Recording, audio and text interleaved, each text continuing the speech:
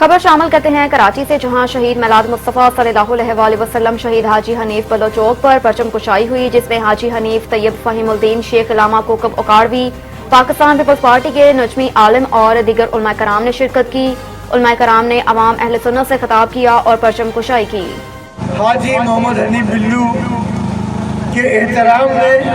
آتے بلو کے کہنے پر یہاں تشریف لے آئے، اور میں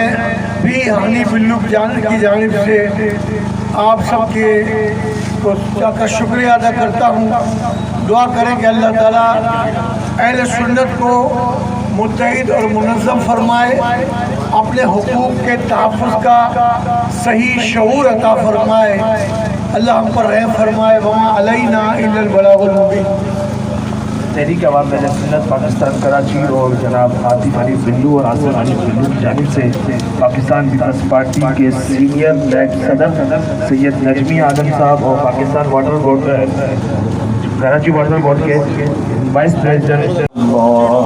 الصلاة والسلام عليك يا حبيب الله، الصلاة والسلام عليك يا نبي الله، الصلاة والسلام عليك يا نور الله،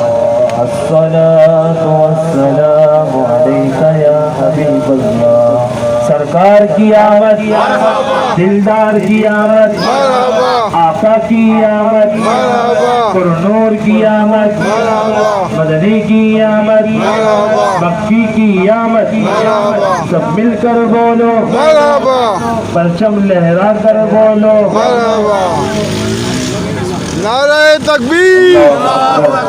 نعرہ رسالت، یا رسول اللہ، نبی کا جھنڈا اونچا رہے گا۔ علامہ کوکب نورانی صاحب اکاڑوی دعا مائک دینا، مائک